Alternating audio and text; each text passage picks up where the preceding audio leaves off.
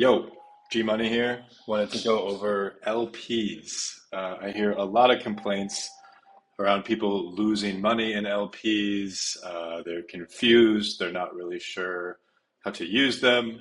And I just wanted to go over a high level and jump a little into the technical details of providing liquidity. Now, very important to understand before we even create a position. When you're providing liquidity, you are essentially trading against the market. So in this case, I'm looking at the book LP, book and BNB. And so when I provide liquidity and the price of book goes up, my book in my position is getting traded for BNB, right? Someone is buying my book and giving me their BNB, but the price of book is going up. So at the top of my position, I end up with a ton of BNB and no book, which has appreciated, in this case, way more than BNB has. And this is where people get the sense that they are losing money. Now, where is it good to provide an LP? Well, let's look at this first move of book up to about 0.006. Now, if I were to have provided a position at this bottom here, and said, I want to basically provide my book from this price to this price. And as this price of book goes up, I will get more and more BNB. What would be the effect of that? Well, at the top of this position, I would have only BNB, and the average sell price would be in the middle of my position, about halfway here. So what I've essentially done is I've sold all of my book for about this amount of price, not doing as well as if I held, but doing better than if I freaked out here and sold everything. So it's a bit of a hedge, right? You're sort of taking the emotion out of investing, and you're also getting fees on top of this. So let's use this example. I put 1,000 book here, let's say $1,000, and for sake of math, don't worry about this price. Let's just say this would be $10,000 here at the top, right? If the range went all the way up, I would end up with about $5,000 of BNB plus fees. Now, this just shot straight up. My fees won't actually be that high in this case. So this is where that divergence loss, as it's called, comes into play. I am only getting maybe, let's say, 5,000 plus $200 in fees, and I would have ended up with 10 grand if I just held. Okay? So this is like a way to sell. Now, how some people provide LPs is that they provide a range that they're not looking to necessarily sell into.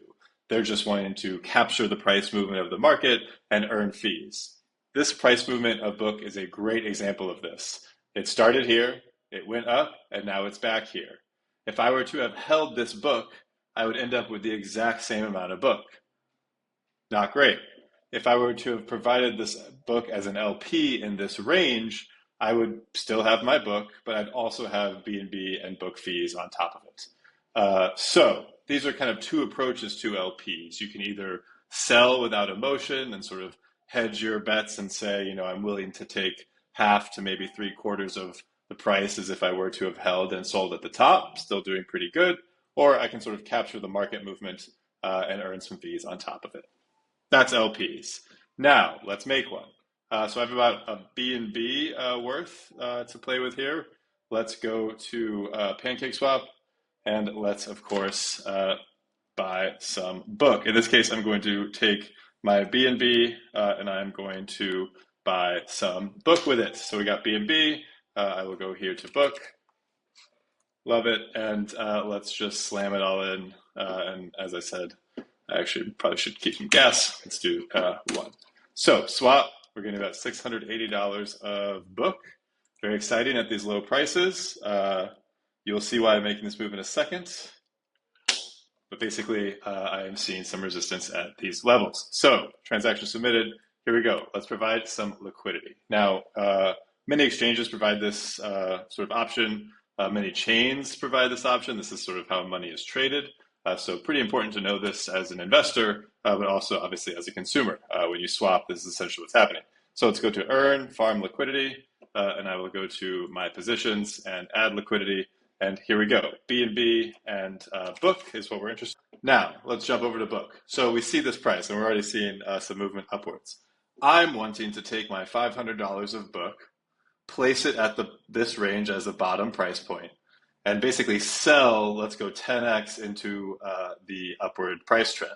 So I'm going to turn my $500 into an average of 5x that, so $2,500 plus fees. So we're looking to make about maybe $3,000 to $4,000 on this position if the price were to, of course, appreciate. Pretty awesome. I can set this and forget this. I don't have to freak out about when to sell. This is where LPs can become super amazing. Now, concentrated liquidity. A lot of people freak out about this. Basically, what you're doing is you're saying, I'm providing liquidity at this range. The tighter the range, the more fees you will get. But obviously, the more sort of risk you're taking on because the range will quickly go out of price and you will not be earning fees. And your sort of capital is dead sitting there. This is why price analysis and market analysis is super important. You're essentially trying to predict a price range when you enter an LP. A lot of people can go really wide here and basically say, I always want to provide liquidity and very slowly trade between these two tokens, but the fees will be fairly abysmal in this case. I guess you're still earning 75% APR, but we're interested in a little bit tighter than that. So that's concentration. Now, how do I choose my numbers here? Well, it says current price, 157,000 book per BNB. So I'm going to grab this number and place it into my max price. Now, how do I choose this min price? Well, we are going to basically paste this number and I sort of chop off a decimal here to 10x the range. Now, we are ready to add liquidity. So I'm taking my 56,000 book, about $570, and I'm trading this up into a 10x. So again, I expect to be at about 2,500 just from the BNB plus fees. So last thing to note here, your position will not earn fees. That's because the price is at exactly my bottom. So once this starts to move upward, we will start to increase our APR. So I'm going to add this, add, confirmation comes up. Yes, let me enter my PIN. It seems to be a common thing on this series. We'll retry and we will sign our transaction. This is great. I will do a video maybe in the coming days on how this is performing. There is some software that I leverage to sort of analyze these things. And if you go back, you can see that this is not my only position. I now have 3 positions, 2 inactive in book and 1 in the USDC and USD pool. Thank you, and I hope this was somewhat clear in how to sort of capture liquidity and make some money in DeFi. Peace.